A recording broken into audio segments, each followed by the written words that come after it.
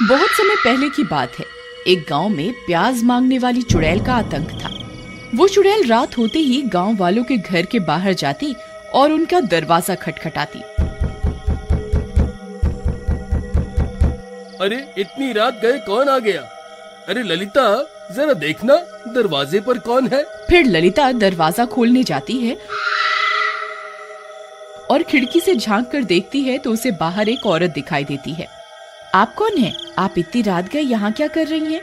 मैं बहुत भूखी हूँ, मेरी मदद करो ना, मुझे कुछ खाने को दे दो। लेकिन हमने जो बनाया था वो तो हम खा चुके हैं, अब खाने को कुछ नहीं है। एक काम करो, एक रोटी ही बना दो और साथ में एक प्याज दे दो, मैं उसी से अपनी भूख मिटा लूंगी। लगता है ये बेचारी बहुत भूखी है, रोटी और प्याज खाकर ही अपनी भूख मिटाना चाहती है।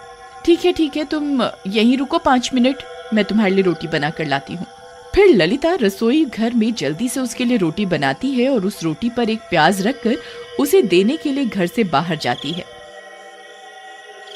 फिर जैसे ही वह उसे रोटी और प्याज देती है, वह औरत चुड़ैल में बदल जाती है।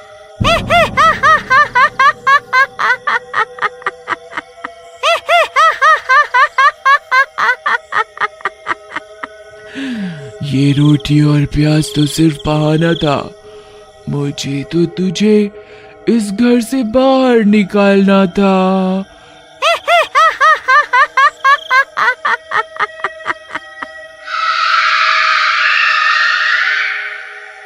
फिर वह चुड़ैल ललिता की आत्मा पर अपना कब्जा कर लेती है और ललिता बेहोश होकर गिर जाती है। फिर इसी तरह वो चुड़ैल रोज रात होते ही गांव में आती और किसी न किसी का दरवाजा खटखटाकर उससे रोटी और प्याज मांगती।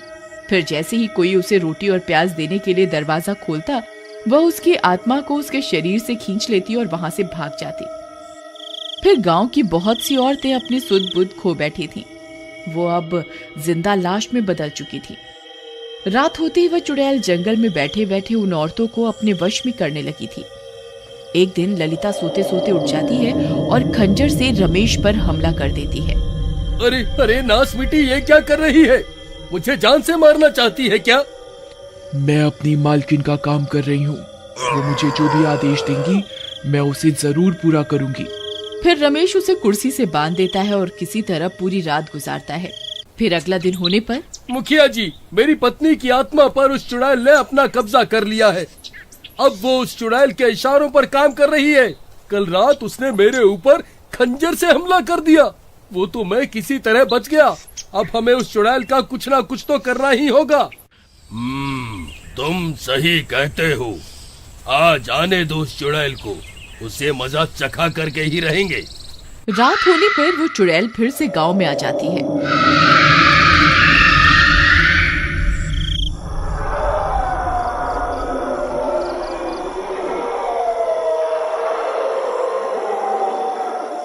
और एक गांव वाले का दरवाजा खटखटाने लगती है। मैं बहुत भूखी हूँ, कृपा करके मुझे कुछ खाने को दे दो। शिवा पहचान जाता है कि वो औरत चुड़ैल है। वह पहले से ही औरत का भेष बदल कर बैठा होता है। फिर शिवा उसके लिए रोटी और एक प्याज लेकर बाहर जाता है।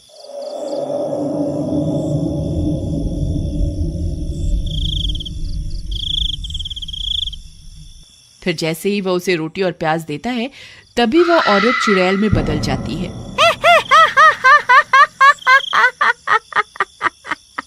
मुझे रोटी और प्याज नहीं, तेरी जरूरत है। अब मैं तेरी आत्मा पर अपना कब्जा करूंगी, फिर मैं इतनी शक्तिशाली हो जाऊंगी कि पूरी दुनिया की कोई भी ताकत मेरा कुछ नहीं बिगाड़ पाएगी। फिर वह चुड़ैल शिवा की आंखों में आंखें डालकर उसकी आत्मा को खींचने की कोशिश करने लगती है, लेकिन शिवा पर उस चुड़ैल का कोई असर नहीं होता। अरे ये क्या, मैं तेरी आत्मा को अपने वश में क्यों नहीं कर पा रही? ऐसा कैसे हो सकता है? क्योंकि मैं औरत नहीं, मर्द हूँ। तेरा यह काला जादू मुझ पर काम नहीं करेगा। तभी शिवा सभी गांव वालों को भी वहां बुला लेता है। सब गांव वाले हाथों में मशाल लेकर वहां पहुंच जाते हैं।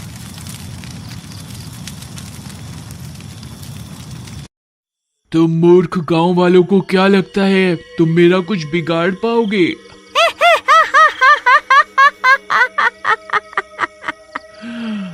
तुम मेरा कुछ नहीं बिगाड़ सकते। फिर वह चुड़ैल अपनी शक्तियों से ललिता को वहां बुला लेती है। ललिता की आत्मा चुड़ैल के कब्जे में होने की वजह से उस चुड़ैल के वश में होती है। ए गांव वालों, खबरदार, किसी ने मेरी मालकिन को हाथ लगाने की कोशिश भी की तो मैं उसका सिर उसके धड़ से अलग कर दूंगी। अरे रमेश भाई, अपनी पत्नी को कुछ समझाओ, वह ये सब ठीक नहीं कर रही है। ये चुड़ैल बहुत मुश्किलों से हमारे हाथ आई है, आज हम इसे यहाँ से बच के जाने नहीं दे सकते हैं। अरे प्रीतम, ये सब तुम क्या कर रही हो? अरे चल हट यहाँ से, मैं कोई तेरी प्रियतम नहीं हूँ। मैं अभी तुम गांव वालों को मजा चखाती हूँ। फिर ललिता रमेश पर हमला कर देती है।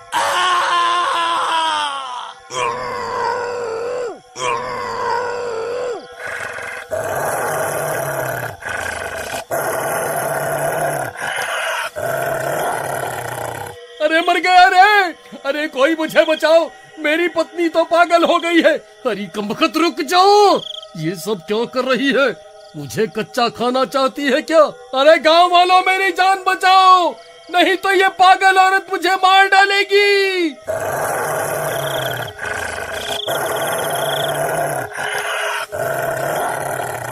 अरे मर गया रे! बचाओ बचाओ बचाओ! फिर सब गांव वाले उस चुड़ैल को छोड़कर रमेश की जान बचाने में लग जाते हैं और इसी का फायदा उठाकर वह चुड़ैल वहां से भाग जाती है। अरे भाइयों, वह देखो, वह चुड़ैल तो अंधेरे का फायदा उठाकर यहाँ से भाग गई। फिर सब गांव वाले ललिता को एक पेड़ से बांध देते हैं।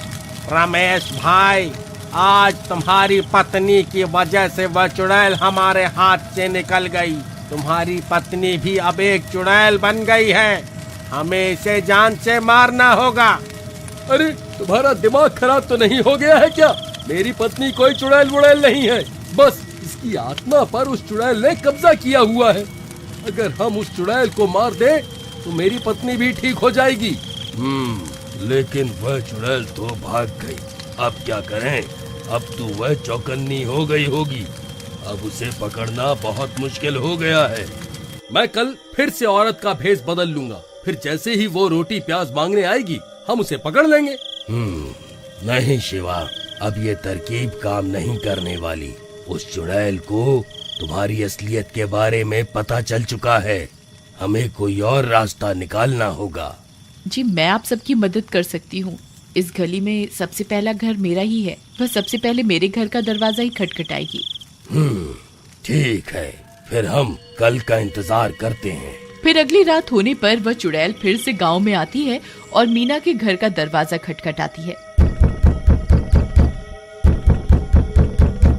मीना खिड़की से झांककर उस औरत को देख लेती है और समझ जाती है कि वह एक चुड़ैल है। फिर वह औरत उससे भी रोटी और प्याज मांगती है। मैं बहुत भूखी हूँ, मेरी मदद करो ना, मुझे कुछ खाने को दे दो। एक काम करो, एक रोटी ही बना दो और साथ में एक प्याज दे दो, मैं उसी से अपनी भूख मिटा लूंगी। मीना उसके लिए रोटी और प्याज लेकर बाहर जाती है। फिर उसके बाहर जाते ही वह चुड़ैल उसकी आंखों में आंखें डालकर उसकी आत्मा को खींचने लगती है।